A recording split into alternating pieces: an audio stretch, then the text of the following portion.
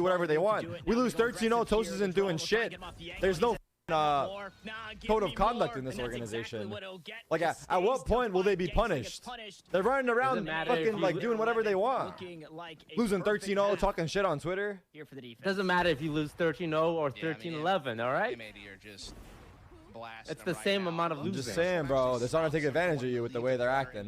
One round. No, at this point, go for the 13-0, take the fucking headlines, and call it free PR. You might be onto something. All right, What don't the around. what the f are we gonna do with a 13-1? Yeah, we got smacked around, but 13-0, like, people will read that shit. They'll read the article. They'll try to see what the f happened in the. They'll try to read about the team. I like what you're spitting. They'll look into the roster. I'd rather have the 13-0. They'll see what happened on the roster for you guys to possibly lose that bad. Like, they might follow the Twitter to stay updated. Heaps of util in a blade storm. Should the Jet need it, and I believe it's going to be a drone to try and clear things out. Smoke goes up. We gotta go the opposite way. We're farming Keck W's now. We can't farm Pogs, we farm Keck W's. What's happening, bro? How is it so one-sided? Maybe this will be the confidence that DSG need to try and secure the round as EU gets a little shaky with Like, we're just fucking management, bro. We don't know what's happening in the game. We just watch the numbers on the top of the screen, and it's been bad all day. Thunder, the lockdown. There's so much to try and stop this play from happening. Your social media guys probably freaking out. We see Sif trying to come through to see if he can shut down that lockdown. Not going to happen. Xander able to get the frag. It's now a 3-on-3 post plant with the attacking side being pushed off the site. Way back into long A&A lobby. Now Rolling Thunder will confirm the clearance and allow them to start the defusal process. Aftershocks are dueling against one another here in the corner. Spike not able to get halfway, actually. It's just so daunting. Again, Clear has to try and do it all. He swaps to the blades and All inside. right, we have to do something as tribute. That's big. That's big. No, we have to do something as tribute. The first 12-0, I think, of Challengers League.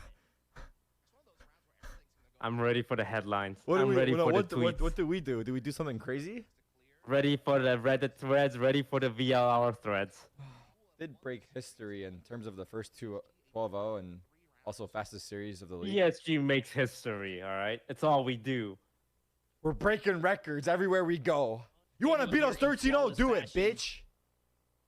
You're going to hold this ratio. Can steal be forged. Timing? The perfect timing steal. Oh, I didn't see him. He's not pushing. Timing god. He knows. He's cooking, bro. A little bit too late to watch them make it onto A site, and now No, Zero's embarrassed. I don't know. And they're tucking. So it's whatever. It's whatever. At the end of the day, realistically speaking about it. Oh. No, wait, don't win, guys. What are you doing? My headline. My headline. No. Bro, worst case, now we just got smacked around. But the trade kills are coming through. Guys. No free clout. No free clout. No util to stop no this one. free clout. Should just be able to stick it here, and they can't quite find the spam. It's John shooting with 3. It's Steel to collect one. And we got killed, and he killed all of us after too. We'll hang on. Indeed, finally making sure they're not going to get completely killed us all. Alright, fine. If you're gonna come back, go all the way. Wait. 14-12. Let's go. You're not gonna give us. You're not gonna 13-0 us. All right, then we're going OT, motherfucker. Yeah, we gave you a chance. We gave you a chance to hit the 13-0. Oh, they've spotted out the alarm bot. Play should be called out here. Perfection is what it's going to take from DSG for the rest of the game. Can't risk any bit of faltering. A Steel can go right back on the angle, and they're just going to try and spam him. They know that he didn't run away. And Koala will deal with him. Oh, clear! JD. Oh, baby. Oh, baby, a triple. Oh, we heating up. Finds a kill on we heating up. Now it's all down to the last Let him cook. The small glimmer of hope that was that Vandal in the hands of Koala Noob gets punished, and DSG do it again. 2 in a row. They bring this match back, I'll post a dick pic. Some people call DSG the fanatic of NA. Others call him the DSG of NA. Either way, we still fucking you, bitch. I don't know where I'm going with that. Hey, man. Oh my god, that aftershock. Alright, I overheated, my bad. Aftershock not even needed. They tried to plant on Women's Day, Tarek, like, come on, bro. They're both one shot, though. They're both one shots. Happy Comet, Omen. Listen, this is no correlation to what I just said, but happy International Women's Day. Just guns them down. All the beautiful women out there. B site here with the owl drone for the plant, which is coming just now. Okay, hold on. That's gonna be stalled out though. The Ares spam is Oh, Steel will do it. Battles no back one's into got me. round. I know Taking Steel's down got Koala, me. finding the kill on the gangster, or excuse me, on If the no Xander one's as got well. me, Nismo gonna get I caught know creeping Steel's through got this me. free side at Ziff on the opposite side of the map. Tagged up as EU, still able to find the kill. If no one fucks with me, no HP. I They fuck do with it. me. It looked like DSG was securing their Wait, third. they all lost that round? So tell me you got it right now. Oh, you got it right now. How? Tell me you got it right now. Now. How?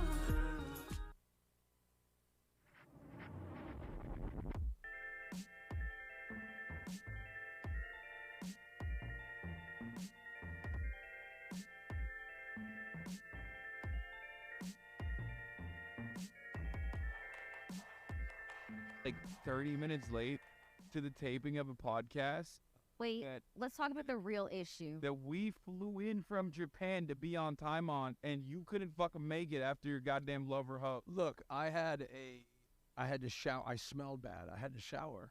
What happened? The Queen Ray is here. So what we? I had to make sure that I smelled good for her. So when you were taping Lover Hose, you got like really, I do get like sweaty. when I'm hosting a lover host. This is why I can only stream once every few. Dude, yeah. Okay.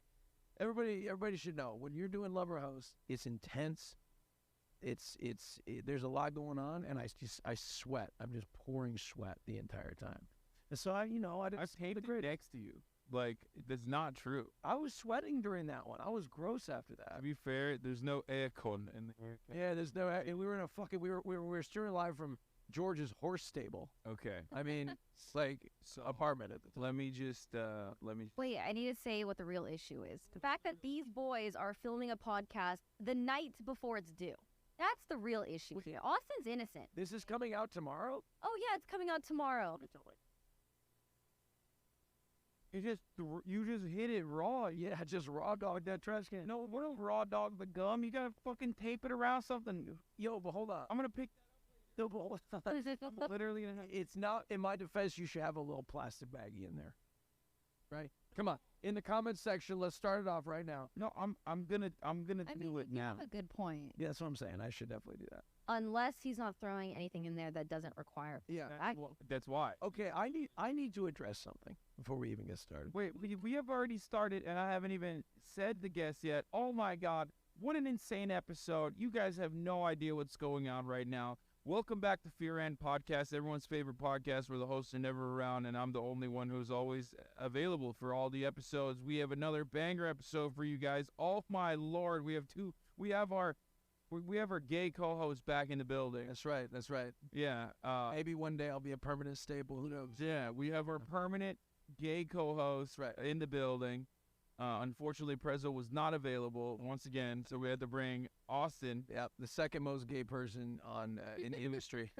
He's doing Prezzo bits anyway. Yeah, but more importantly than Austin's show, we have a first timer in the building.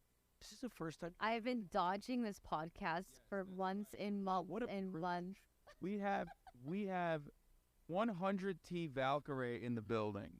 That's right. Unbelievable. We're live in Los Angeles. Yes. California. Queen of Broadcasting herself in the building. YouTube carry on. Jet lag. She commands respect in every room she walks in. That's why I never asked her, because I was too scared. I was like, I'm so sorry. I would be petrified. I never wanted to ask her because like March also works for her, you know what I mean? That's not true. And like and like I was worried because like she was gonna see like the poor job that March does every episode and fire him. Yo, no, that is not true. Can we just get around the fact you just call him March? Like it's not even his name.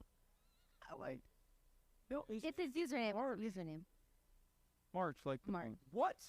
Oh, get fucked, bitch! Wait, I've been calling you Marsh this whole time. Wait, Marsh. He accepts it though. Marsh. Like when I he's call still calling you Marsh. No. Your name is Marsh now, peasant. That's what. When we were in the car in England, okay. I said someone calls you March like the month, and you're like, wait. So I was you actually informed him that the right way to call something like that. Is this what Call Me by Your Name was about? About me? I don't know. Like calling, like, is that just the only gay movie you know? So you afraid? I assumed that was like a gay movie. Well, it is. This is a double layered joke because I'm being like bigoted by bringing up like a random game. I love. It's one of my favorite gay movies. Really? Yeah, I love it. It's my favorite. Timothy Chalamet. I mean, yeah, he's a cutie. He's pretty hot. And that wink. Yeah, You'd break him. Oh, in half. My gosh, oh my god. Oh my god. Okay, we got so much to talk about. We can't even get on track. I know there's so many things I want to talk about as well. So many things. Well, first of all, I need to address the elephant in the room. You guys just got back from a trip that I wasn't invited to. You were literally invited to it, you fucking liar. I was not. No, I invited myself. You were dead. Okay, I invited myself, and then I text Hassan. I'm like, yo, are you going to Japan? And he's like, yeah. And I'm like, okay, when? He's like next week. I was like, who's going? And then you mentioned everybody that's going. I was like, is Will going? You're like, nah. I was like, okay, cool. Well, that sounds fun. No response. Wait, serious? Yeah, I thought you were coming. You? No, I'm not even kidding. Why would I not? Or Hassan's a horrible texter. Well, no, I was like, also, why would I not want you? I know, but I just didn't want to invite myself. I know it. You were the worst. I'm very insecure about. Oh, you were very insecure about inviting yourself to places you were not allowed to go inside of, like my house while I was gone. Oh, yeah, all right, look. What the That fuck? was pretty funny. Wait, hold on. What is the cigarette? Where the fuck? What is this? Look, The fuck is this? I left. I thought, Oh, fucking came to my house, lit up a cigarette. Gosh, Austin. look, I was. Look, What is this? it was me. I was upset that I wasn't invited into Japan, so I took advantage of your generosity and I broke into your house. That's what I did. Yeah. Broke right into your house and I smoked a cigarette in this room, which is probably why it smells like cigarettes. And I thought about. You're lucky I didn't take your car to the store because I almost did. Oh my god. Okay, you could burn the house down, but not my car. I used your bathroom. I tried to find some clothes in your closet. None of them fit me. Yeah. None of your rings fit me. None of your shoes fit me. I tried on those glasses. You're like the kid in Home Alone. Yeah, pretty much. Yeah, then I was left home. I've already broken up. I'm so sorry. How are you like this? I'm so sorry. But you are such a man. I was devastated by not going to Japan. It was so upsetting. However, you being in Japan did let me. You didn't stream today, which allowed me to get more viewers on Low Rouse. Yeah, I saw. Like, I saw. I was on the plane. I landed. I checked Twitch, and you got like 100K viewers doing an XQC Lover host. Yeah. Will has like 20K viewers doing an IRL stream. And I was like, yeah, no wonder motherfuckers aren't coming to Japan with me. And Will and I are thinking we need to take you down. Yeah, everybody's eating good while I'm gone. You know what I mean? In my absence. Like, I think we need to take friendship. I was like, well, look, I wanted to go to Japan. I invited myself, and then look, Ray, back me up here. If I invite myself, which is already compromising for a vulnerable position to be in, why? Well, it should be. He needs to like take You broke into my home. Okay, your arguments are no. Where Austin, I feel like we would expect you to want to say that you want to come. But I did. I told. Because like we would always want you there. I know, but I feel as if he should have been like a little bit more excited about me. That's why. Okay, yeah, he does text very dry. Yeah, and I'm like, yo, like, are we friends anymore? Like, he's such a bad texter. Like, I start to like question sometimes. I'm like, what is he like me anymore? Oh my gosh. He's such a bad. Yeah, honestly, he'll be like, yay, lowercase Y-A-Y, and that's how he shows his excitement in text. No emojis, no exclamation points. I say You're lying. like it's supposed to be like, yay. I've walked into his stream room before and he didn't even acknowledge me. That's true. He was like looking at something. That's how used to it. I was just in the door and I was like, he like locked eyes with me, and I was like, and then I was like, I'm gonna go wait on the couch, and then like in the middle of the cover, he's like, yeah, Austin's here. All right, and then like back to it. Kill him. Okay. It's like, you know, sometimes. Okay. I was gonna yell at you and debate you on this point, but actually, you bring up a good point. The lack of emotional response causing you to feel like you were unwanted is a feeling that I experienced as well. That's literally why I didn't go with Ludwig to Japan. I have trauma. Yes. That's why I didn't go with Ludwig to Japan and instead and instead went to Japan with Rei and Saikuno because one group wanted me more than the other. It felt like. Yeah, and I felt wanted by none of those groups. Yeah, well, good news, Austin. Yes. I'm going back to Japan in June. No, I'm going back. Okay, so we're going back to Japan. We're going to Japan again. I'm going. I'm not even. Valerie at VCT. Wait, when though? June 10th. Fuck, I have a wedding. God, dude, what the fuck? You always go to weddings, bro. I've been to like 2 weddings. It's like that's right. Yeah, that's. But I'll go after the wedding. I'll leave. No, you need to pick and choose. No more best friend. Wait. Are you limiting? I'm sick and tired of it. Best friends? You did this is not the first. The only way I'll do that is if I have a guaranteed slot in your future wedding party. What? Yeah, you already. I want to be in like. Okay, then I'll stop adding best friends. It's cut off. I feel like you guys are like besties. We are. Yeah. What? You're so weird about this. Like, yeah, that's not like what? I didn't know. You never know. You know what I mean? Like, I don't know. You never. All right, we're not going to the other Hank best friend's wedding as you're coming to. He's so jealous. I've never been to Japan. No. Oh my God, It's the best place. How was your trip? Let's talk. Okay. Before we get into that, I just want to just give like a pre-qualifier really quick. I apologize. I'm probably not gonna shut the fuck up about Japan for like a while, because it's awesome, and I'm probably gonna be like the kid who did semester at sea and never shuts the fuck up about it. Will never. No, I'm kidding. Will doesn't actually do that, but you know the type, like someone that goes and studies in Barcelona for 1 semester and then says Barcelona and Ibiza. You know what I mean? When he's talking about like, or he'll have like a fake accent. That's me right now. It's hard for me not to feel that way. I got back, I'm on the plane, and I'm already feeling like I've lost a loved one. Like I already was like planning on when can I go back to Japan as quickly as possible. I'm like, going forward in the future, anytime there's an opportunity to go to Japan, I will probably take it. And then you landed at LAX. Oh, we had the worst experience today getting our luggage. Oh. Imagine being a person excited to come see the glitz and the glam of Hollywood, and you're at LAX. Dog. Don't even get me started. Oh my God. Now, okay, we got off. I already know. We got off the fucking plane. Like, listen, we've traveled internationally together. I know how it is. Sometimes, like, baggage, luggage is an issue. Yep. Because, those lazy communists don't want to work anymore in fucking Europe. You know how it is. Those baggage tossers are like, I will not be tossing the baggage. Yes. And for some reason, we are French in Japan. No, I'm saying Europe. Let's not. In Japan, there's none of that shit. Okay. In Japan, they're like, I'm so methodical with every single thing I do. Like, I love the honor that I've brought to both my family and my lineage by being a baggage tosser, and I care about it so much. I want to make sure that it's the best possible work I can do. It doesn't matter. Like, they value shit that they do, no matter what it is. Like, there's nothing that is like unimportant. Like, every single piece of the puzzle is important.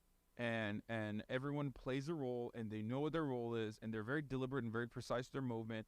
So you get a lot less fuck ups, regardless of the hyper capitalist dystopia that Japan is. That's again, yeah, they want to be like as welcoming as possible individually, even in the streets when you're like talking to random people. They're like so courteous, so nice. It's crazy. I feel like coming from America, it feels like you landed in like an alien planet, dude.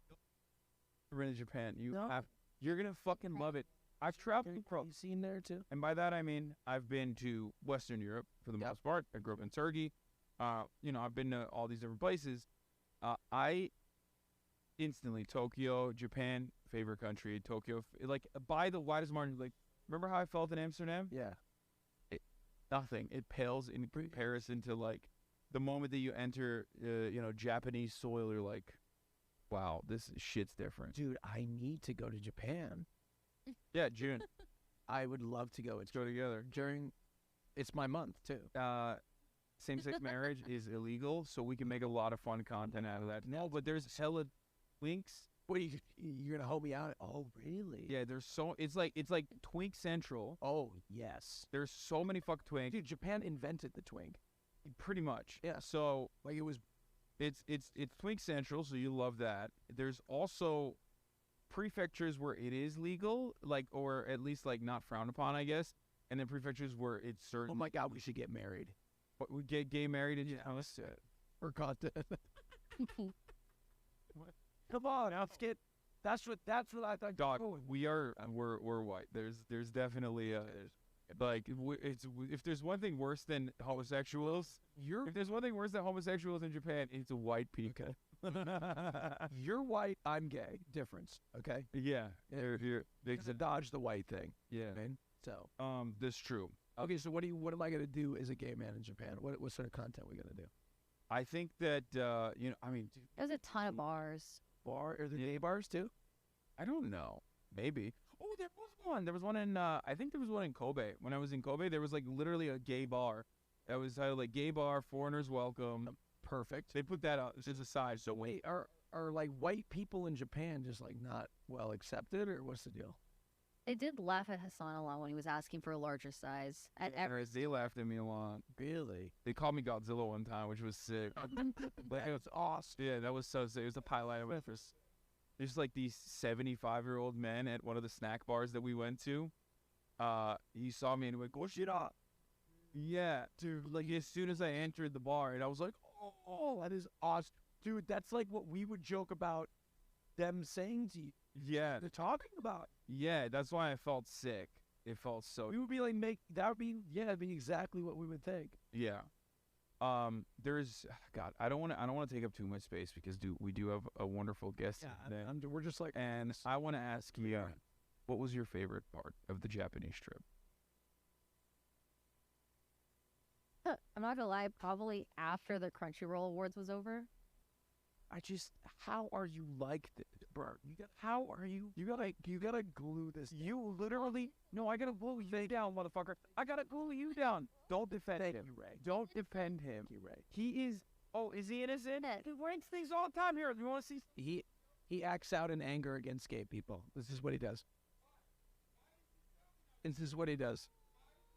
If I was straight, this would be. Austin was here one time, and he can't control his fat dumb. Look, that is a. What did I break that? Oh my God! Well, it should have been manufactured. You shouldn't get such a cheap banana duck. What do you thought? Oh my! Was it gift? Well, listen here, fan, you son of a bitch. Put it together.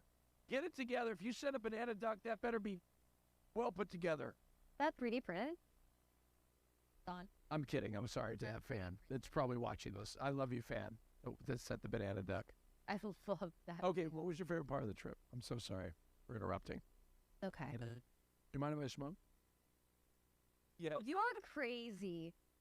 Honestly, I mentioned this earlier when Hassan was streaming, but streaming? No, on the trip. Okay. But like, I felt like I couldn't really enjoy the trip because I was so anxious about presenting at the Crunchyroll Anime Awards, and I was just excited for it to be over.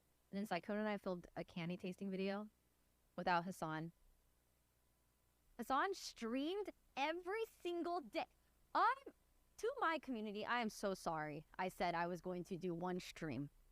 Because let me tell you, this man streamed from 6 in the morning to 11 a.m. and an IRL streamed throughout the day, every single day. He's the definition of a workaholic. I did 8-hour streams. First 4 hours on the desktop, second 4 hours on IRL stream, like just uninterrupted.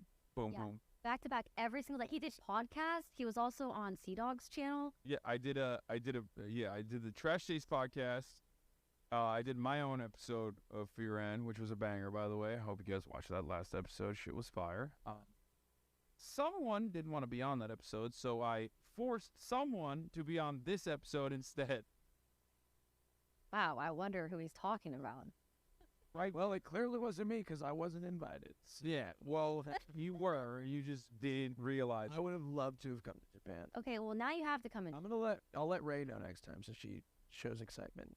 Yeah. If you say that sounds like fun, I will text back and say, "Wow, that sounds like fun. Would you like to?" Yes. Yeah. Thank you. Question mark emoji. Yeah. Like when I asked Hassan to get upset, I'm under attack. I don't know why I feel like I'm under attack in my podcast. Let's not. Okay. Look.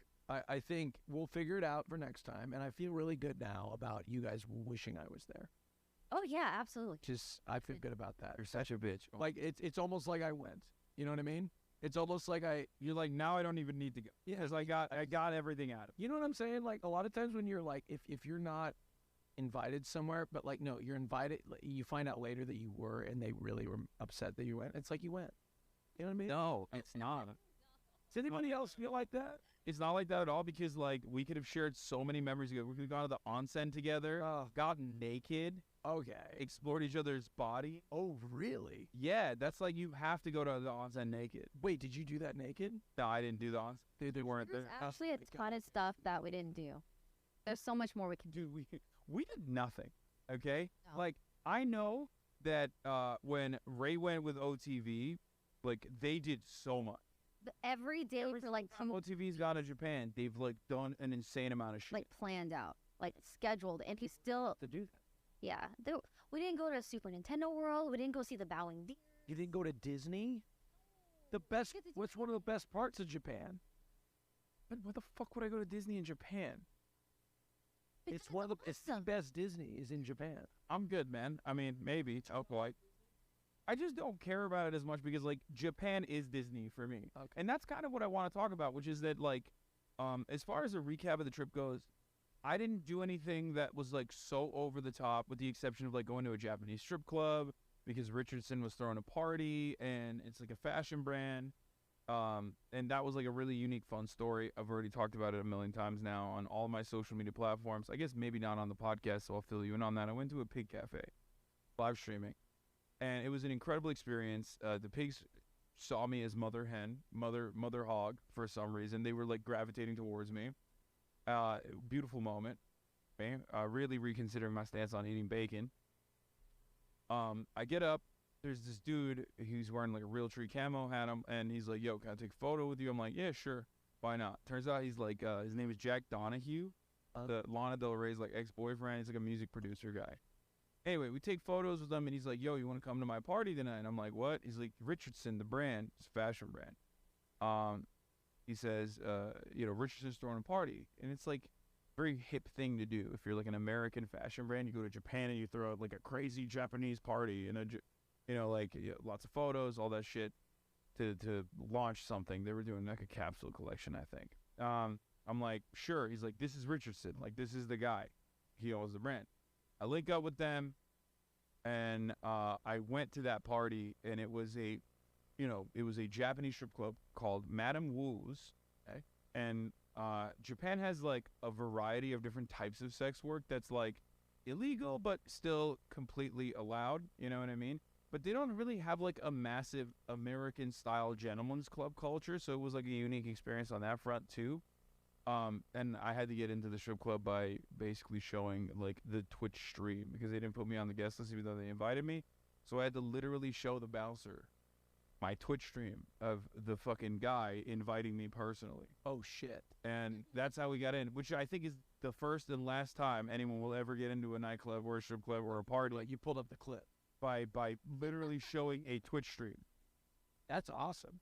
Yeah, that was fun. So I did stuff like that, but other than that, it was all just like super regular, just walking down the fucking streets, nothing touristy, no bowing deers, no fucking sumo wrestling, no going to Kyoto and like... Dude, we have so much opportunity. That means we can go back. Yes, well, my point is, you're right, yes, I would love to do all those things. But, like, even though I didn't do any of those things, I still fucking loved every second of it because I loved the differences in lifestyle, in, like, the everyday experiences of Japanese people, things that people take for granted, whether it be public transit, walkable cities, how clean it is. Do you have sushi? I did not. I don't eat sushi. I don't eat seafood. It did have raw meat. Oh, so much raw meat. So good. Yeah. Dude, I went on the last night of the trip while Ray and Saikuno were at the Crunchyroll Awards presenting the best anime of the year. Not a big deal, the most prestigious award. Present. It was also why are you throwing daggers at me? You're looking at me. I'm trying to stay awake because I'm so jet lagged right now. Okay. I'm not. If also it's my resting. Drink your energy drink. It's not working. Okay. I don't have sleep. I need to sleep. Jet lag from Asia is like a whole different animal. I don't know. I feel like the time zone favors us when we come back. When we go there, it's where it tortured me. When I came from Seoul. I'm feeling. Oh my God, it was quality. I could regardless. knock out right now. What I was saying is, on my last night, I went to Kobe. Yeah, Yakuza capital, the Yamaguchi family's capital. The headquarters are in Kobe.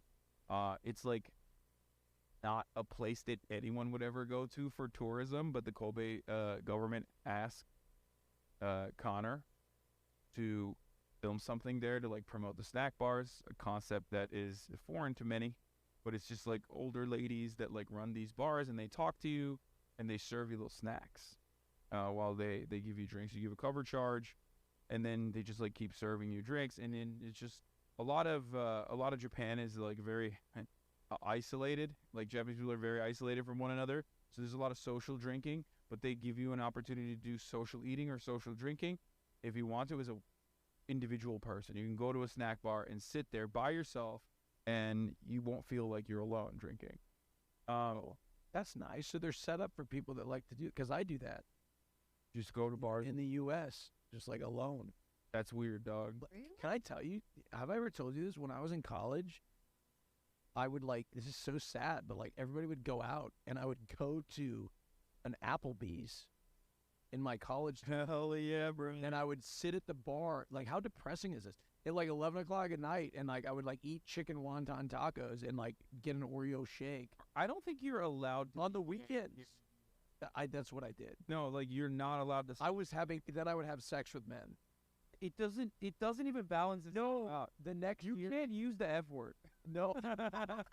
Like, look, you go to Applebee's by yourself to eat jalapeno poppers, brother. But I did it the next year, actually, is when I started experimenting, and I didn't go back to Applebee's. I haven't been back since. Yeah, that is the least gay. That is like you're a trucker. Yeah. Who is off duty for the weekend. Yeah. And, you know, It was drinking is sorry. It was a crowd. They knew me there. They knew my order. Like, the bartender knew me. Yeah, the bartender was like, this is the straightest man in Milwaukee. So depressing to me that that's what I did when I was a frickin' in my 20s. Yeah. Early 20s. I'm still. Well, you can do that in Japan, and it's not as yeah, it's not as depressing. It's like totally valid. Yeah. Exactly. The reason why I built up the story was to just say that, like, I actually moaned while eating meat. Oh. Yeah, I saw that, and you tweeted it. Very provocative. Dude, the Kobe beef we had at Kobe. About the sexy meat. We don't have to bring up the tweet. Dude, no, bring up the tweet, actually, because I want to look at that meat again. Yeah. Dude, it was so gay. The tweet that you posted is I couldn't even think of a response to it. Like, I saw this tweet right here. There, and said I've never moaned so hard eating meat like this. Yeah, and that was the tweet caption, and I just like I was like, oh no, this is perfect opportunity. But look at that. So But you just like said everything. But look at that meat though. That is, wait, did you cook it? They did. It's teppanyaki, so it's like it's So the food's incredible. everything. Oh, the food is insane. I mean, we had some dog shit food choices. Let's be real. Like we made some March. Oh, I'm kidding. March's choices were excellent. We Poor did. Mauricio. We did. Catching straight. Completely. Today, I was today years old, and I learned that it's March and not Marsh. Yeah, we made some like kind of shitty food choices, but most of the places that you go to, like the kombini, the convenience stores, like culture is massive. Yeah. You go to a convenience store, it's so good. It's just like they have these sandos, these egg sandwiches, these egg salad sandwiches. They are the best. It's the best. I had probably like 25 to 30 egg sandwiches while I was there. I would eat like 6 a day. I am so jealous I wasn't invited. Yeah. Well, don't worry. We'll go back to again. But yeah. So your favorite part was nothing because you were nervous. That's what you're saying. That's cool. You get nervous to host? What's your second favorite part? Yeah. I would probably have to say the food. Food was insane. What's your favorite place that we went to? That we went to? Akihabara. It was really fun. Akihabara. Did you guys stay in a hotel? and Airbnb. Our Airbnb was awesome. I think you missed a huge opportunity. No. I know he's a big hotel boy, and I agree with him. Like, I used to not be, but I agree with him. But the Airbnb that they booked was insane. It was like a chateau in comparison to Japanese standards wise. Like, it was one of those like 4-story like houses that was in like the wealthiest neighborhood. Basically, it was an insane Airbnb. Like, because in it looked like a fucking. You didn't watch any of my streams. It's obvious. No, I watched some of it. Did you not? You're lying. I get to say. No, I like you're just a little bit. Your tell. I go into your stream and I chat, and I stay in your teller. You have a He leaves the stream muted, goes in the chat. do that. No, he doesn't care about the stream. He only cares about like getting reactions. I love Discord. Yeah, so much. So, Discord. if you saw the area that we're streaming from, like the house had like a random sound stage for no fucking reason. It was crazy. But it was perfect for the sounds. Yeah. It had wide open spaces. Yeah. With actual trees inside of the house, like on the 3rd floor. Yeah. It was beautiful. And birds would come in the morning and like fly around. It was fucking insane. Dude, that's amazing. It felt like a Disney. We forgot to do a house tour. It smell and it's clean. So. Oh my gosh, so clean. Not after we left it. We left it very dirty. Okay. Like I apologize. It was. I apologize profusely. You know what I mean? Okay, the Airbnb was nice, but next time we go, we gotta stay in a hotel like the Four Seasons. Yeah. The problem with the hotels is that while they have excellent service, they're tiny. Perfect. Then you get like a suite. Fucking capsule hotel, dog. That's fuck that. I need like we could get like a nice 2-bedroom suite. That'd be so fun. So nice. You and I could go to a love hotel. What's a love hotel? It's like, I think it's just like 20-minute rooms to book to fuck. Did Japan make you gay or something? I'm gay for Japan, dude. Like you came back more homoerotic. I think that's what we need to send you to Japan. I missed you. This is like the opposite. It's the opposite. This is the opposite of conversion therapy. No, it's like we send to Japan and you come back gay. I think the Republicans are onto something. Dude, Japan also like definitely not like pro-gay at all. Oh, I know. That's what's so devastating. They do a lot of homoerotic shit, but they're not. Yeah, they need. Bro, Japan needs. You're the worst representation of the. Yes, dude. They're gonna make it illegal to even think about it, dude. Yeah, because of their gun. Yeah, they're gonna be like, "Oh, am I gonna make it so they don't like gay people?" Even further. Yeah. I mean, I met a guy recently that was straighter than I am, but he's gay. Straighter than I am, but he's. Why did you bring that up? He's in the positive. I can't out him, but what the fuck? Why would you bring that up? What? I didn't mention who he was. Nobody knew. What the fuck? My man came in outing motherfuckers that outed. No, I didn't mention their name. Okay. So, no, not at all. But yeah, next time we're in Japan, we'll do a nice hotel, 2-bedroom suite, 20-minute love hotel. The whole day. Do a hotel review. Like, there's capsule hotels. Like, there's a lot of like. There's so much weird shit that I did not explore at all in Tokyo as well. So I totally understand where you're coming from with like, not really fully experiencing it. It just really felt like a business trip. But do you prefer the OTV style, like everything is booked out, piece by piece? Your day is like perfectly scheduled around like content? When I went to Japan, it felt like a business trip because it's just like content, like doing content the whole time. And so I feel like this next time when we go, like I'll probably like do like work, but I want to actually have like a week vacation. Let's go on a cruise. Or no, I would never go on a cruise. I hate cruise. What? Yeah. Awful. I hate cruise. Guys, okay, let's do this. Next time we go to Japan, we'll take a week of content, and then we'll take a week off. And you guys do that. I will. I need. No, this match doesn't know how to do it. Like, for example, I just did a stream today. Worked very hard. I'm going to go to the Bahamas and enjoy myself. Wait, really? I'm going to go on a Royal Caribbean. That is insane. You did 1 day of work in like the past 4 months, and now you're taking a vacation? I think it's well-deserved. That's crazy. I mean, it was a great stream. It was a great show. I'm going to kick back and think about the next Lover House. I'm in awe Like, we are so the opposite. It's not even, I have to. I love my job, so it doesn't feel like work at all. And especially in Japan, like, one thing that everyone was saying was that they noticed how happy I was, and I wasn't getting, like, mad. I've never seen him that happy either.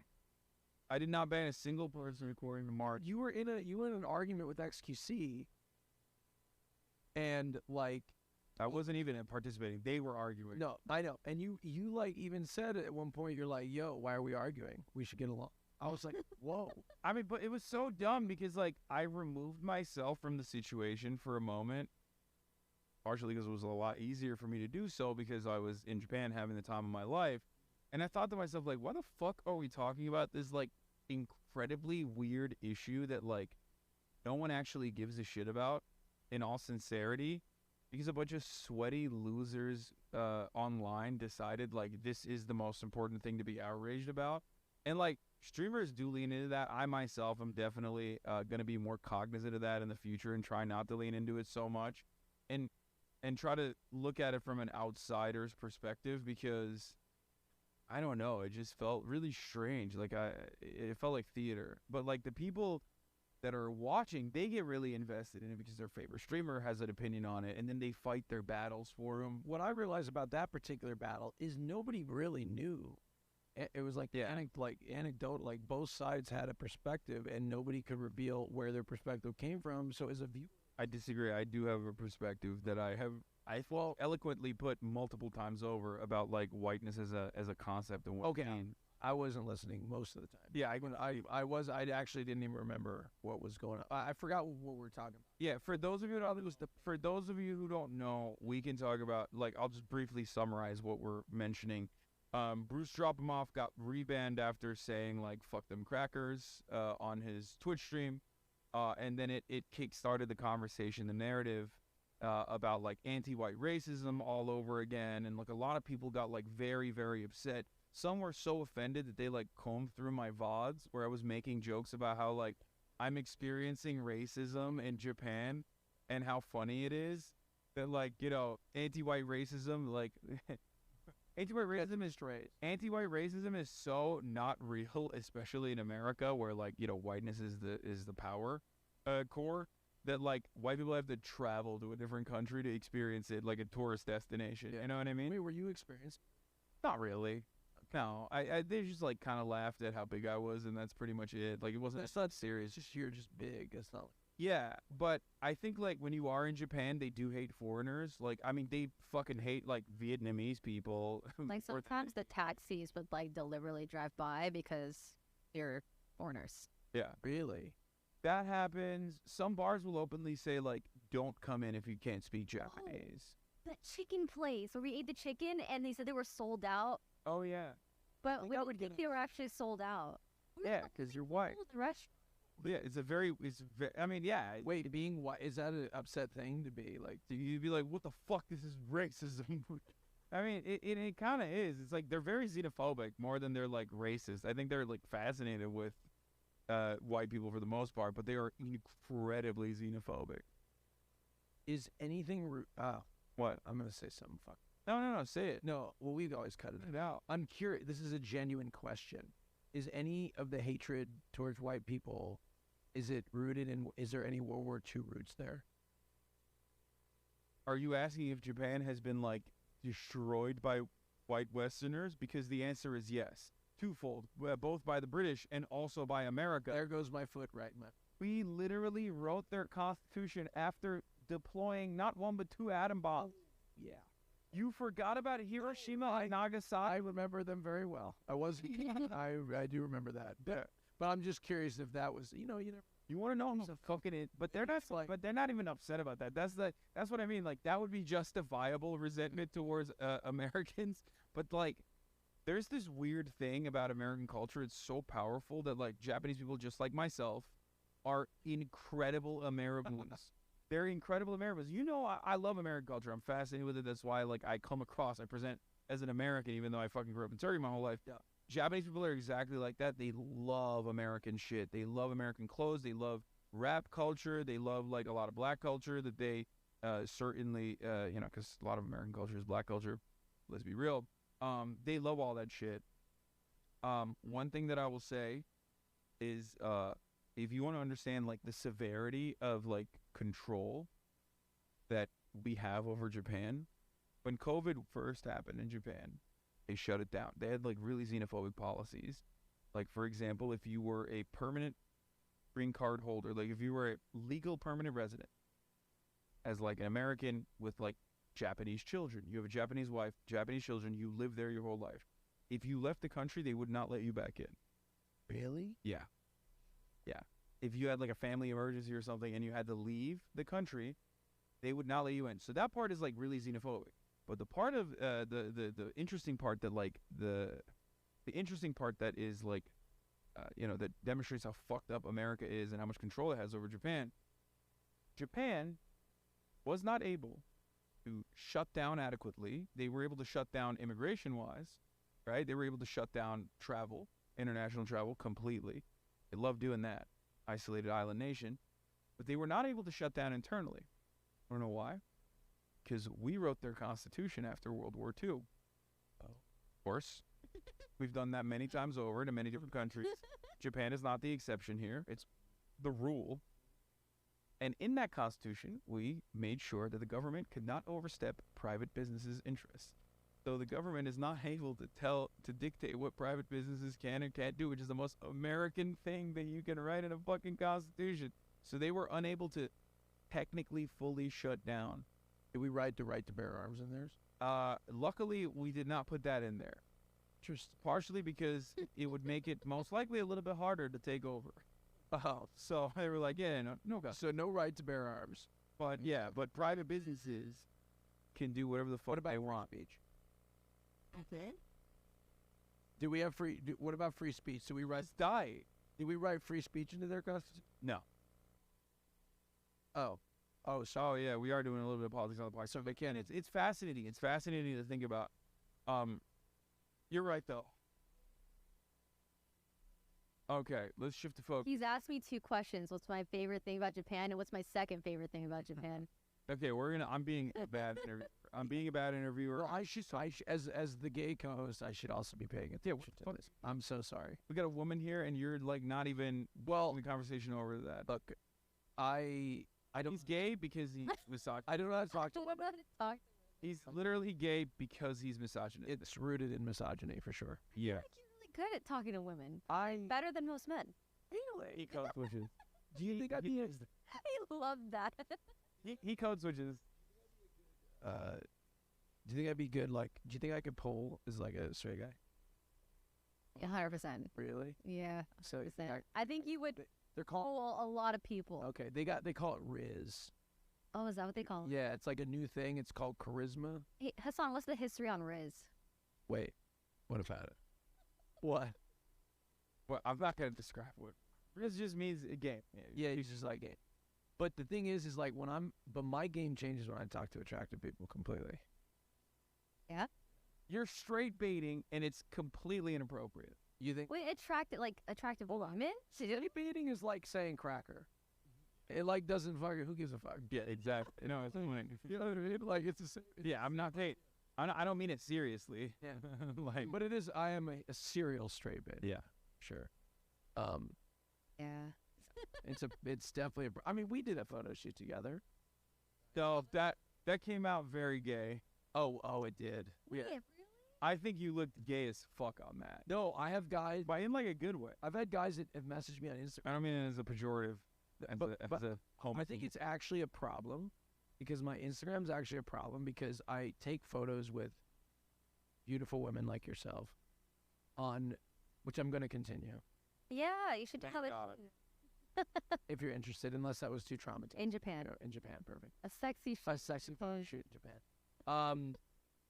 But I think it's a problem because I think guys like don't know I'm gay. No, people know you're. No, you'd be surprised. A lot of talk about sucking dick. I know, but still, for some wigs all the time. But like, if you didn't say anything, you just looked at it. You just looked at my Instagram photos, you would think that I'm straight. You do take a lot of like straight guy at the gym style mirror selfies. Oh, I've got some gay ones to show you. Okay, well, That's what I mean. Like, by the way, whenever he's about to post one, he says it to me. He's like, "What's up? Should I post this?" I'm like, "Yes, off." Dude, I've got one that's like I'm gonna clear with you guys. Like, I always am like, dude, fucking post it, dude. Come on. yeah, and he like writes my caption. He like, yeah, say something gay in it, and then it'll. Because you're like, hey, what's up? Like, you post like a straight guy. Yeah, I know. I post way gayer shit than you. No, I know, but I got some really gay shit. Like, that's why everyone always like, oh my god, he's so baby girl, and I'm like a hairy 31-year-old man. You know what I mean? Like, I got like little queer Zoomers being like, he's so baby girl. It's because like I am a little baby girl. You are actually baby. Yeah, I'm a little boyfriend. I really like his hair too. Like, Yeah. it is fire, and it's pissing me off. Gassing me up a little bit. Miss the long hair a little bit. I'm not gonna lie. Really? Yeah. You just can't win, can you? Look, can This hair is great. I like this Can hair. I be honest? I saw his hair, and I was like, I'm angry because I'm like, yo, like, oh my god, it looks really good, and like I'm almost like jealous of how good it looks. Why? No, but like it looks really good, but like I don't know. Like this natural. But like you like your hair, was your hair is like popping off, and I've been like really insecure about my hair lately. That's why. Oh, didn't know you. Yeah, because like it's just Maybe change up. Like, do you want to dye your hair? no, nothing wrong with no. More jacked and then fucking buzz it and grow. So here's my deal. I would lose like half my power. No, not power. With power with foot. No, like I would lose like half the population of men that are attracted to me. For sure, 50% down. I think you're delusional. I think you could switch it up. My hairline's not strong enough for that. That's why I said buzz it. When you buzz it, it hides it. No, buzzing would show the No, but it hides it better. It's just that the in between phase would be devastating. Yeah, I would be devastated. I'm afraid to take minoxidil for that reason. I don't want to shed.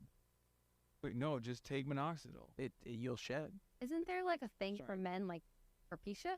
Yeah. Have you thought about that? Your dick has a 1% chance of not working. 1%. Oh, that's crazy. That's like getting a legendary in World of Warcraft. The 1%. Yeah, right. That's insane. Wait, think about But it's like the opposite. right. You have a legendary debuff. If you But what if you stop taking it? Would it work again? Some say that they say studies are inconclusive, but like they say that you can have a permanent damage on. Okay, so 1% chance. But think about it this way: let's say you took a pill, and like there was like a 1% chance that like you would grow like a third boob, Hell yeah. like out of your chest. Give me those pills. Okay, so what's something that would be devastating for you As a female? My boobs go inverted. Or like they just like inverted? smallest? No, or you get shorter. Yeah, no. This is what would happen. First of all, there's nothing wrong with being short. Right. Not that I am short. I am 1% chance that you're actually taller than the average height in Japan. Sorry, go ahead. Yeah, I am. The average height is 5'2" in Japan. She's 5'2" and 3/4. I'm not. What? No, I'm almost 5'4". Almost. That's incredible. That's incredible. You're a perfect height. The average height in Japan is 5'2", and it grew. Wait, go ahead, Austin. No, over the course of you need to be speaking more. No. But I'm gonna ask you this question. The pill. Yeah, okay. The pill, and they're like, "Oh my God, your tits are gonna drop by 3 feet. Like they're gonna like be sagging at your knees." Would you 1% chance? I guess it depends on what the pill is doing for me. Like, is it worth it? Hair loss. Let's just say that because sure. Yeah, it's true. I mean, I would just. Mosey, look at her hair. I know it's got the best fucking hair on the planet. But imagine if you started losing. I guess I would just get like some. I don't know. I feel like hair is like so people look at that right away. Like with boobs, you could just get like a heavy duty bra, shove it on in there, tie them up, and wrap them around, put them in a knot. Yeah. Yeah, I think it'd be fine. What's it like to have boobs? I could tell you. Oh yeah. Man, pretty that. Boobs are like. You ever thought of like what it would be like to be like have it? Yeah, there have been times where like I look at myself in the mirror naked, and it's like, damn, I get to see myself naked. What do you mean? What do you mean? Because I this is like thinking like as a guy, that you probably would want to, be women naked because you don't really get to see that, right? So it's like I'm thinking from like a, if I were a guy and like, what if I swapped lives with someone and I was a guy and I was looking in the mirror. Right, that is the most hot girl shit you've ever said to me. Because you're just like, you sat in front of the mirror and you look at the mirror and you're like, man, there's so many people that would want to see this. Yeah, I've never felt that. Like literally. That is the most hot. That is such hot girl. Would love to see you naked. Absolutely. I don't feel that at all. Like I've seen Haas Twitter. Oh, Haas Twitter. Anti-Biker's cooking up a tweet right now, watching this podcast. Yeah, he's gonna make another fan cam. You love the. Oh, did you see her? Oh, you did? I did respond. I liked it. You saw my fan cam? Everyone on Hospital was watching. I'm not gonna lie. Everyone on Hospital was watching Lower Host, and I got a little jealous. Did you really? Yeah, they were like live tweeting about it, and I was like, "This is my." Actually, did talk about it. He was like, "Look at Austin. These hoes ain't loyal." That's what he said. You know what? But Haas Twit, hey, look, they love me too. Haas Twit is not owned exclusively. They need a gay man. No, they don't. Yeah, they do. They need a gay man. But hey, all they need. I tell you what, something that's gonna make you even more mad. What? I checked Hoscord to see if they were watching, and they were also watching Lover House. Yeah, I mean that's fine. Oh, but Haas Twit, you were sensitive about. Yeah, dude, Haas Twit is all up in looking anti-Piker. It's like half the tweets he tweets about me too. Get a little jealous. I mean, his profile picture is you. Would you be jealous if anti-Piker switched? I'm gonna put the knife down. Okay. I'm getting sent. We need to send him back to Japan. We'll need it before he commits a hate. He gets so jealous. I get very possessive over my fandom. Oh shit. Yeah. Wait, you think? I feel like I crossed the line. You crossed it a little. Now that I said this, they're gonna do it deliberately, and then I'm gonna get more profile pictures with my face in it. I love that. I know. I'm the only person that like goes in like lobbies for more profile pictures with my face. Yeah, it's supposed to have an organic. I know, and I do it. I like promote my fandom to try to like build it. Yeah, but it's happening. It's happening. Austin Twit, Morana's. Oh, I understand. Twit. I know, it's incredible. Yeah, I love that. He just got to stream a little more. Well, I will stream a little bit more. It's one of those. I gotta figure out what my thing is. You know what I mean? And I don't know. I was thinking about getting into politics. Yo, can I be honest? Sometimes I wouldn't recommend that on my worst enemy. Honestly, I mean, do it. And no, do it. Try it out. No, I would try it out. I'd be such a lib. Try it out for size, dude. See how you like it, motherfucker. And I only disagree on like China. I think that's you. Say like 3 things that people will misconstrue, and then have that be like a permanent stain on your reputation for the rest of your life, where you'll have like psychotic stalkers that like literally travel to every other place on the internet to bring that to you. Like I went on the Trash Taste podcast, right? And it's an anime fandom. It's just about anime. And I know a bit about anime, right? Yeah, I'm not a weeb. I mean, fuck that. Obviously not. I was shocked by how much he knew about anime. He is way more of a weeb than I thought. Shocked. You feel like he's a weeb, kind of? He's watched way more anime than I ever have. It's insane. I don't know. You definitely are pretty weeb. I don't know what any of these. I don't. You're watch live action weeb adjacent. I only watch black and white Western cinema. That's silly to lie and say I watch anime. I think he's a weeb, Ray. Oh yeah, 100%. But he's in denial. But yeah, what I was gonna say is like, you go on a podcast like that, and then like the entire comment section is like, Hassan Piker, in March 13th, 2010 said this. So he's a bad guy, and I'm like, what the fuck? We're just talking about anime, dog. Calm down. At your frat days. No, not even. I just like using that as an example to be like, people will just make shit up. Yeah. To be just because they justify their anger and resentment towards you, which is like silly, and I don't want to think about it. Cause like I noticed myself as soon as I fucking landed in Los Angeles, I was like looking, and I don't know if the QRTs were particularly worse when I landed, or my mentality shifted immediately as soon as I got into U.S. airspace, like the Chinese balloon. I fucking started feeling like I'll see more negative comments. Yeah, I think, I definitely think that they should have shot that down, by the way, but that's a different conversation. But they did. Yeah, and the great move by Biden. Great move. Anything, China should not infiltrate our airspace. Sorry, Ray. Oh, wait. We'll go. Do you want to try? I would love to try some Japanese cuisine. That's interesting you say that because we have some here. Wow. I brought back whatever amount of snacks that were not consumed on the Rei and Saikuno prize snack challenge. Snacks that I went with March to a Lawson's to purchase with the hopes that, well, first it was going to be on my stream. Then Ray was like, you know what? I want to do a stream. And I was like, of course, perfect. Let's do it on your stream. You've been on all of my streams this week. You've been great. You've been gracious with your time. You've been very kind. I would love to do that on your stream. And then she was like, oh yeah, by the way, we're just not even going to do it. I like took a day off from streaming specifically so that I would do it on her, like would do a video with her. And then she was like, yeah, I decided I'm just going to do it without you. The only time Hassan had time to film this 2-hour video was the morning of the Crunchyroll Anime Awards, which I realized didn't make sense because I had to go there to get my hair and makeup done. It took time. It took, you know. I know, it wasn't a bad thing. It's just I realized it didn't make sense to film it before because I wouldn't have been ready. He's holding this over my head. Which I don't think is fair because I was on his stream and, you know, a lot. The entire week. We have Japanese curry. This is there because I wouldn't have streamed at all. Yeah, I know. That's why you're perfect. I wouldn't stream at all, and I would have just been purely currently either, though. Well, okay, to be fair, I felt like him streaming was priority because he also has a lot of hours. Yep. A ton of hours. Also, he's heavily addicted to working. So. Do you want to smell lettuce? Give it a whiff. What is this? Japanese curry peanuts. Oh, curry. The strongest. Peanuts. But it's.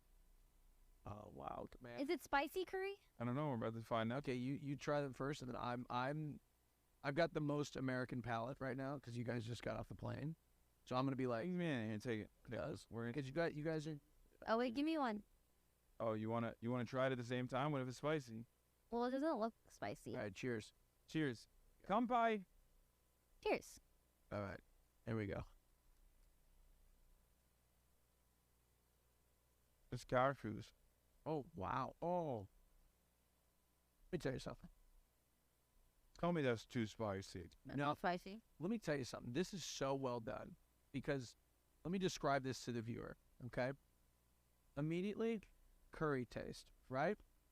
But then, as you chew it, an explosion of savory flavor. When you get very intense curry taste, then you start to taste the nut, and then the savory combination of it is a hardened shell. Yeah, it has a shell of curry, and then inside of it, it's great mouthfeel. Oh. Inside of it is the buttery cashew. Oh, wow, great snack. What? This isn't even a snack one. This isn't even a show one. This is like I literally picked this up at the airport. Oh, they gave it to me on flight. This is to die. You don't like it. Look at her face. It was kind of mid. But I'm gonna eat the whole fucking thing. What's the macros of this? I don't know. Shit, there's no way I'm reading that. 191 calories. That is definitely a byproduct. This is one of the more negative consequences, I guess, of living in Japan would be that everything is just like unapologetically in kanji or was it katakana? Is that how you say it? Which is, you know, Japanese letters, Chinese letters, sorry. Eat the whole bag. So Austin loves it. And not going to the Latin alphabet. I don't. But the food is excellent, man. So I'm so excited. So the closest I've been to Japan is like Benihana. No, that's actually what I was gonna say, because I went to a real takoyaki, like I was like, so what's up? Is this guy gonna do like fucking volcano? Because those things are crazy. Like, is he gonna flip the shrimp? And Connor laughed at me and he was like, no, dude. It wasn't even do that in Japan. It was a hypnotic experience. Steve Aoki's dad brought hibachi, that concept to America. Yeah. And establishes a chain. Obviously that takes a lot of work too, but the takoyaki, like the way that you're supposed to do it is so precise. I will say this. Every move that people make, whether it be in their workplace or whether it be cleaning up their own personal space in Japan, is done with intention. Every micro movement is done with intention. Everything is deliberate. Everything is precise. Everything is so clean. It's incredible. It's incredible to watch. So when I was watching the 70-year-old like slice the garlic cloves thinly, and then lay it gently on the teppanyaki, like on the grill, which was so perfectly clean. By the way, it was insane. I've never seen that. And then watch him fry it, piece by piece. These like delicate, thinly sliced garlic cloves, and then he would just make small, precise micro movements to just flip them one by one.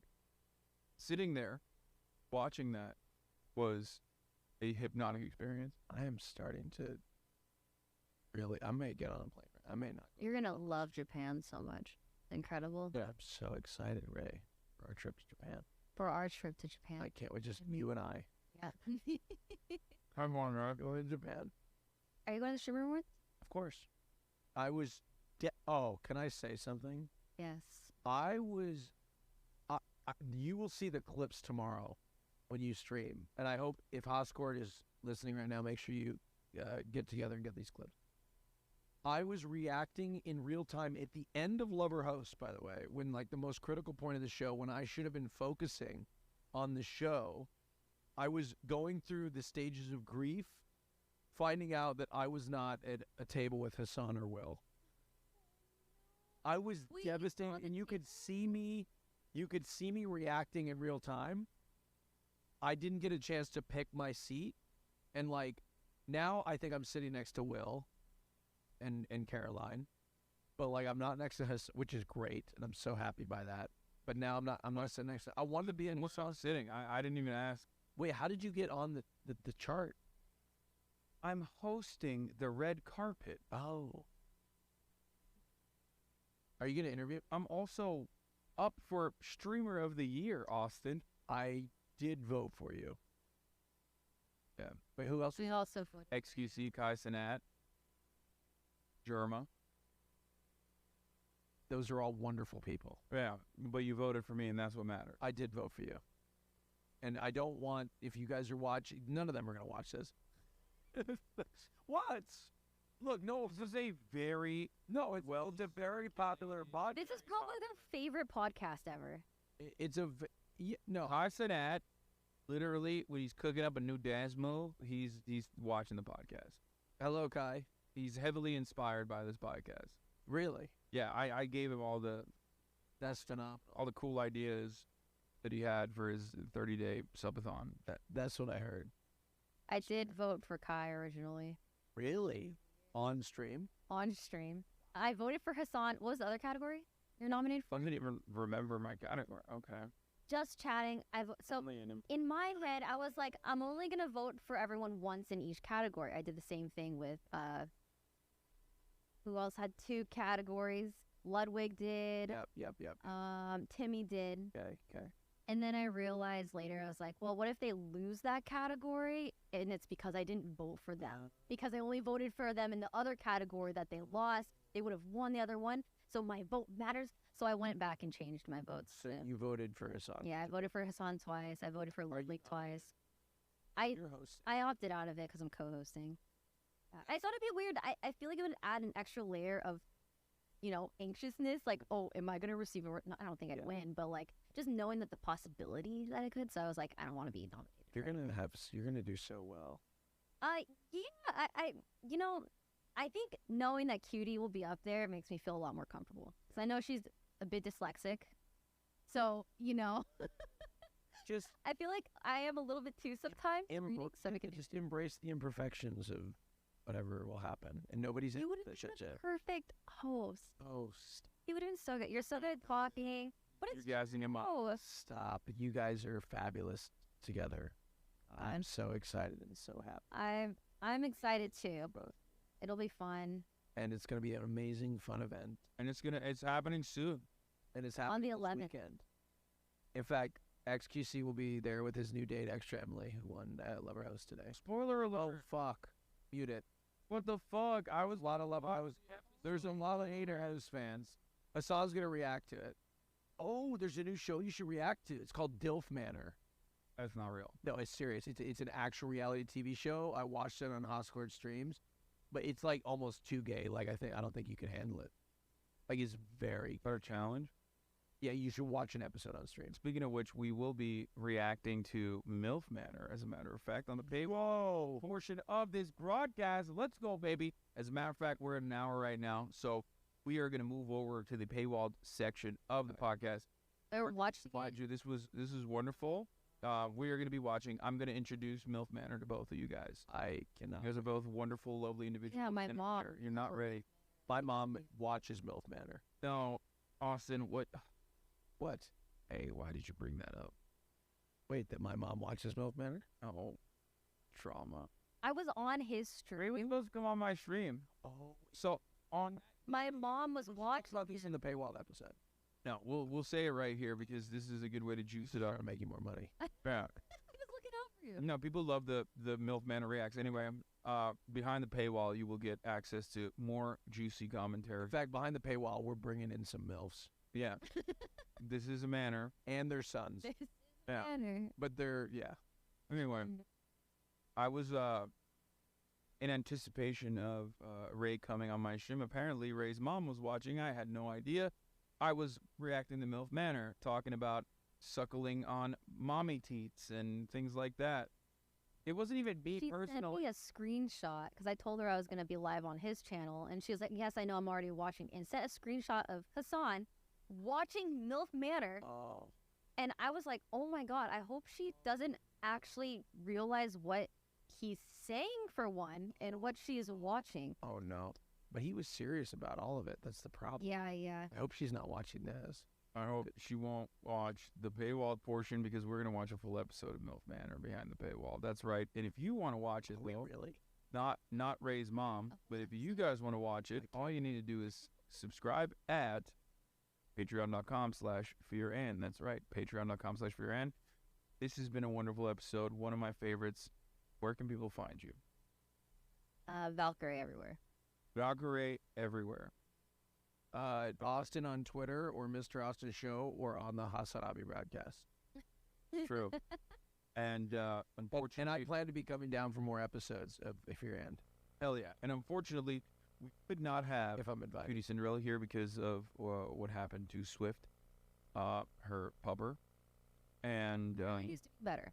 Yeah, he is doing better. He's walking a little bit. That's good. And Will is in Austin, so but next episode, get ready. We'll have the full cast back on, and we'll see you behind the paywall. The next one. Peace. Literally just no content, and they just kick. Wait, what does MILF stand for again? Mother, I love fucking. Yeah, mother, I'd like to fuck. I'd like. Why is there no T?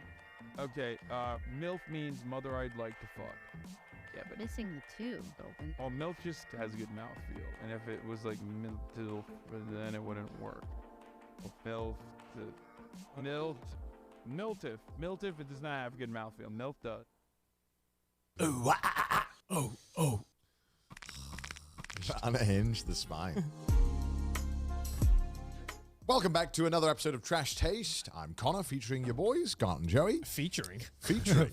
Oh, is this a YouTube Oh, title? I'm sorry. Was this the YouTube? Was is this C-Dog V8? Is this the C-Dog V8? Well, when you host, you can feature me and whoever else is not hosting, all right? Today, it's the C-Dog show. Wow. It's just this camera angle is just never used the entire time. Yeah, we'll get rid of one camera angle. Me fighting the demons that are in my head for 2 hours. We were never here. It's just all in his head. I suppose I should have a topic to talk about. Yeah, well, you are the host. Well, we are the demons in your head. So we'll just what do you want to talk about today? We'll just play along. We'll just play along. What if? Don't you guys hate? What if one day we start an episode with like, I just don't know what to talk about. Like, we're just like we nothing. should. Can we have an episode? Can we have an episode like where we're just awkward silent for 2 hours? So, no, okay. What? No, okay. Is that what we're doing? I was simulating what it would feel like. Oh, okay. No, the simulation over. I'm just saying. Okay. The simulation is over, you guys. fell Okay. into the simulation a little too real. Back to Trash Taste now. Back to Trash Taste. Does sleep terrify you guys? What the fuck is this? I've just had this like realization. Okay. Why? I don't know. Sometimes what happened? Sometimes I go into like Gant mode in the shower, and I'm like, and I have this existential thought that just fucking hits me, and I'm like, okay, I'm terrified of something new now. Great. Why are thank you terrified Mike. of sleeping? That makes Because no sense. okay, what is the You've done difference? it many times. What is the difference between sleeping and dying? Tell me that. Tell me that. Well, you you're dream not, when you sleep. You're not dead. That's the big one. Aside from that, but from your own perspective, you wake back up. No, there is no difference. There is no difference, Your brain it like goes. Doo-doo-doo-doo-doo. I think I thought about this because I was like, what? I always fall into like random YouTube holes, and I was just like, random facts. People don't know how anesthesia really works, but it just does for some reason, right? Wait, what do you mean? Like in terms of like, you know, when you go under for surgery, Yeah. like they still do not like know on a molecular level why like anesthesia works, why it knocks you out. Yeah. But then Now I'm afraid to take anesthesia. No, it's fine. Yes, doctor, pump this shit into me that we don't know. It's like, I'm sure penicillin, he was like, bro, I don't know how this shit works exactly, but it seems to be working. Hey, yo, this shit busting though. So I would just take it if I was you. It'd save my kid. yeah, because I've luckily I've never needed like surgery or anything like that. So I've never needed to go under. So I don't know what it's like. Have any of you guys needed to take anesthesia or anything like that? Thank If God. I ever go to the hospital and I need to get anything serious done, he's like, man, we got to stitch up your finger. I'm like, just put me under. Just fucking knock me out. Like, I do not want to be awake for any of this. Yeah. I'm totally fine with you opening me up while I'm asleep. I just don't want to know. Every time they take blood from you, they're just like, pull me under, doc. I don't want to see this shit. Blood's probably like my like, it's getting closer to my limit of like, man, I do not want to do this, but I'll do it. Yeah, I didn't realize before, but I think I don't know. I don't think I have a fear of getting my blood taken, but I think I like to know when I'm getting my blood taken beforehand, I can. Have you ever had your blood taken without you knowing? Not without me. Not without me. He's just standing in the fucking lights. And Yeah. it's just like, what's that? Hey, Not without me knowing. take my blood. But actually, today I did have an appointment, Yeah. and I did need to get my blood taken. Oh, okay, and okay. I didn't know that I needed to get my blood taken. Oh, you Now- felt uncomfortable that you turned up and they Yeah. were like, Oh, you want to know beforehand? Yeah. So Oh, normally I see. normally when I go to the doctor right. or when we have a health checkup, I'm like, okay, I'm getting my blood taken. I can mentally prepare myself. I know this is going to happen. So I go to this appointment and they're like, okay, we probably need to just do a quick check of your blood before anything else as well, since it's been a while. And I'm like, sorry, what? Wait, so how much notice do you need then? How much notice? Yeah, how much notice do I got to give you before I take your blood? Like, if I theoretically- Like, you gotta put in like a notice. Like, gotta do put in I- like Is it like just a 1 week thing or a 1 day thing? just Like an before, hour just before? when I turn up to the building for an appointment You to just do a wanna know before. checkup, I just want to know before so I can just be like, okay, I'm getting my blood taken today. And here's the thing, I don't know why I never used to think about this. Before I'd be like, getting blood taken, whatever. But Yeah. the more that time has gone on, for some reason, I don't know if it is being around Sydney, because Sydney is deathly afraid of needles. And I think being around her and her fear of needles, some of that fear might have like gotten pushed onto me subconsciously. I have no idea. Is it because you've seen like Sydney's blood getting taken a lot, where you're just like, oh, that thing looks. Ugh, I think so, actually. Yeah. Because I remember one time I had to like literally the first time Sydney got ill. I don't know if I've ever told this story on the podcast. Maybe I have, but first time she got ill, had to take her to the hospital because she had a very, very bad fever. Of course, she had to get blood taken. And I guess like me now, if she gets blood taken, she needs not a day. She needs like a fucking week or month notice to be like, I'm building up to this one moment. Doctor goes, okay, we need to take your blood.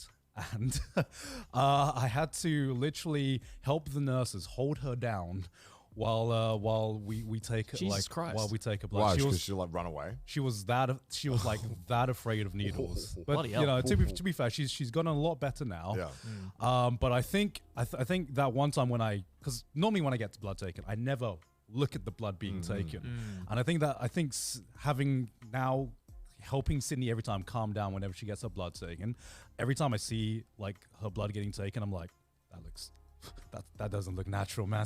Something's wrong. That was in her body? That was in her body? I think watching someone else get their blood taken, I'm kind of like, eh. But then when I watch it happening to me, I'm like, whoa, that's weird. No, I love seeing my blood getting taken. I know you do. You're a freak. You're a freak. I'm just like, look how much it's gushing. I remember because I had to get blood tests all the fucking time because I've just got diagnosed with hemophilia, which is a genetic thing. Not genetic, hereditary. Yeah. And I remember they used to take my blood all the time. And dude, to this day, I still want this toy. They had this thing, and it was like 4 cubes by 4 cubes, and they had like the floating ink in water. Yeah. Like a lava lamp kind of thing, but more viscous. Yeah. And it was just like a house where like all the ink would just go around and it would spin and do stuff. I thought that shit was so cool. And they would just show it to you, just like, ooh. Ooh. And then they're like, get all his blood, get it all. It's literally the tactic doctors used to, on a baby, right? Where it's like, hold on to this teddy bear. I remember I was like 8 and I was like, damn, this thing is sick. I wanted What is that. it? It's like a ferrofluid thing or what? Yeah, like a ferrofluid kind of Yeah. thing, and just kind of like it would just go around the house and do a bunch of obstacles, and That sounds sick. It sounds sick. I just want that as a thing now. It was cool to look at. I was like, wow. Have, my blood's gone. Have any of you guys ever needed to take like any strong like painkillers, like morphine or anything never. along those, anything on those levels? No. I don't think so. I mean, like, just cope. Yeah, just cope. I huff that every morning. Like I don't know. I've never had to go to like the hospital for any kind of like major injury or anything like that. At least from what I remember. No wisdom teeth getting taken out or anything like that. I still have all my wisdom teeth. They came out straight, which is great. I don't know. I don't Yeah. know. No I don't know. I've never been I've a. always been curious about what it feels like to get to that state of mind, because you sometimes you see videos of people taking their wisdom teeth out and they just It looks funny. It does look hilarious. At the same time, I would be deathly terrified if that ever happened to me, because I have no doubt that if you boys took me to get my wisdom teeth out, you'd just take advantage of my mental state. I think of you mind. have to film it. Like, I think, of course you do. I would like that. We need to do a trash taste episode with you just like, no, where am I think you film it, and then if it's too cringe, you delete, and if it's funny, oh great, we keep it. You know? Yeah. I think it's just it's like those weird videos. Is this real life? Yeah. Like you get that video, right? Yeah, I think the only time I've seen someone like that happen to someone was another time I had to take Sydney to the hospital. God, Sydney's just your experiment. So I gave her 4 cc's of morphine. Yeah, she wasn't just limit testing with Sydney. Yeah, exactly. She wasn't given morphine, but she was given another strong painkiller at the hospital. It was in America. Yeah. And I remember she was in pain, and then she wasn't in pain, and it was like, oh, it's all good. And she was very clear in the mind. She was acting like normal Sydney, and then she just goes to me, so God, like, serious question, are those walls moving? And I'm like, no, those walls are not moving. And she was like, I hate it when the walls move. she was Did the doctor give her shrooms? Like what the fuck? I have no idea, but like she was just like in the most straight voice. She was like, no, I think those walls are moving. Can you can we get out of this room, please? The walls are like. Can you check up on that? Yeah. Why are the walls wiggling right now? What if you went back and pushed the wall? Like you went up to it, and then maybe it would. I would be wiggling part of the wall. Actually, then. maybe you might be. Yeah. Just to fuck with her. Just like, woo. Yeah, I mean, it does scare me sometimes how easy it is to like manipulate the mind. You know, fucking. Was you saying that in that blazer? It's so like. So I heard you want to be manipulated. Yes. The only actually I don't know the ending to this story. When I was really young, you know those I don't know what they are. They're like balloons things, but they have weights at the bottom. So when you punch it, it goes back down and then it comes right back up. I don't know if I've told the story before. Like the punching bag things? Yeah, kind of a punching bag, but for kids. It's kind of like you know, they're like this big. And I was just punching mine. And I was punching it. I was having a good time. And then, I don't know how this happened. My brother starts screaming. He's like, ah! I'm like, what's wrong? He's like, your thumb. The thumb was just backwards. Like down here. What? Yeah. Oh. I have this memory of looking at it going, because I'm just like, what the fuck? But I couldn't feel anything. I remember not being able to feel it at all. Did you like dislocate I think it? so, yeah. And I don't remember. I don't know. I think I fainted or passed out. And then Wait. Hold on. You dislocated your thumb on a fucking balloon? Yeah, on a balloon. and then I woke back up, and I remember everything just being okay. How weak are your joints? I know, right? I have like an 80-year-old man's joints already. I don't know how that happened. I must have just like hit it in some way. I don't. Jesus. That's a funny story. My mom loves telling me that story. Okay, so like, because I've always wondered, right? Like when you see like people like dislocate a joint, right? Yeah. I've always wondered, do you feel that? Like, does it hurt? Absolutely. Right? It must do, right? I don't know, because I feel like I've...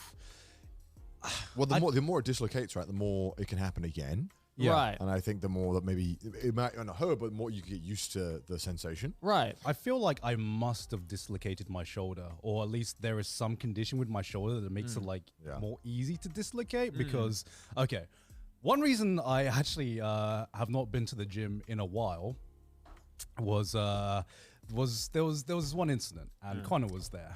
And oh yeah, and I don't think we've ever talked about this, but so you know we were pumping some weights, and I believe I was doing like a shoulder press with like free weights. I don't know if that's what it's called. Yeah, we were doing shoulders. We were doing shoulders, and I remember it was like my last rep. Okay, it was like, you know, we're doing a few sets of 10, and it was like I was on set 9, and Connor was like, "Come on, bro, you gotta push it. Come on, push it. You can do it." And I'm like, "All right, bro, I got this." And I push it, and then I don't know what happened, but for some reason I just lost all of the strength on my left arm. Right. And then so I'm lying down, right? So you're normally like kind of holding beneath it. Yeah, but yeah, you're yeah, so yeah. fast as well. Yeah. So suddenly I just lost all of the weight on my left arm, and my left arm just goes like that. Right. And it landed this close to my dick. And I was this close to just not having children because I mean, it's funny, but you say it now, and it was funny, but at the time it was like, there's a lot of weight that you just dropped on your leg. Like, it's pretty fucking bad. I was like, holy fuck. Crushed your I don't know if Connor saw if I dropped it on my leg or my dick, but I remember seeing Connor's face to be like, oh my did I just see my mate? His dick is gone. Yeah, did I just see my mate lose his lineage right there? Like, the bloodline ends here.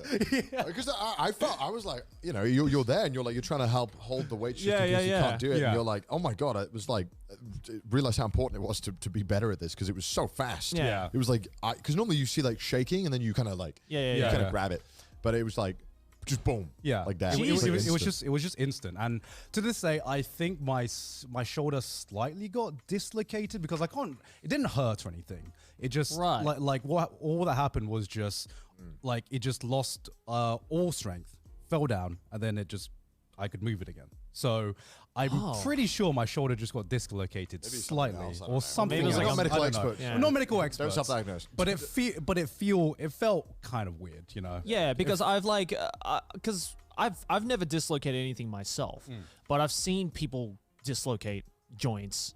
But I feel the reactions are always varied. Yeah. Like some people I've seen where it's like, I have no idea. Holy I can fuck! research Like this looks really painful. Like Yeah. you think they might have broken something, Yeah. and then other ones that just it's a slight inconvenience. Like they just got a splinter in them or something. Because Yeah. I remember like one that fucking traumatized me, and this is like the day I stopped playing rugby. I was in high school and we were playing like, you know, just in the schoolyard. I think I was like 16, 17, something like that. And like it's Australia, so like we love playing rugby. Yeah. And so we were like, all right, let's split up into 2 teams, you know, in the year. And we had this one kid in our year called Victor. Okay. Dutch dude, right? Okay. We're like 16 years old. This guy is 2 meters and 20 centimeters. What?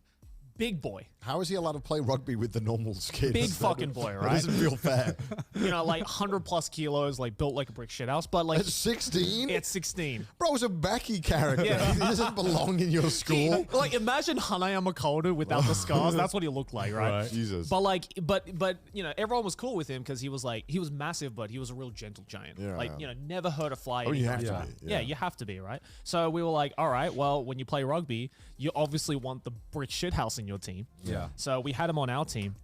And we were like, well, okay, you're the big boy. I'm not playing rugby against that Yeah. guy. So I was like, all right, you're the big boy. You can be a forward. And there was this other kid, I forgot his name, but like he was, you know, one of the cocky bastards in our year. He was like a little bit good at rugby, and he's like, yeah, I can take him on. Mm-hmm. Whatever, fucking 2 meters 20. Who gives a shit? I can take him on. Yeah. So I remember the other guy got the ball, and he's standing in front of Victor, and Victor's like, all right, I have to stop. I have to stop him. Okay. Why is he Russian? I can't do a Dutch accent. Oh, he had a Dutch accent. Yeah, he had a Dutch accent okay. because he like came. Oh, he emigrated right. to Australia from the Right. Netherlands. So he had this Dutch accent. He's like, oh, I have to stop him. Okay. And you know, you're holding the ball, and the guy's hand is out like this. Okay. You know, to try and maybe like push him out of the way.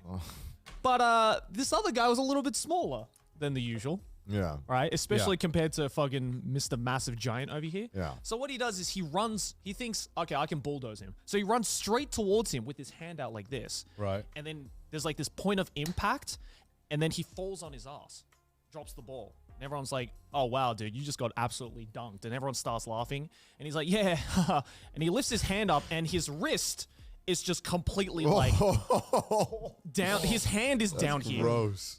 It's just completely dislocated. That's but like, nasty. and everyone thought, oh my God, you just got your wrist snapped. Like, Yeah. it's Yeah. broken. Yeah. But he was just like, well, I don't feel anything though. So it turns out his whole wrist just got dislocated.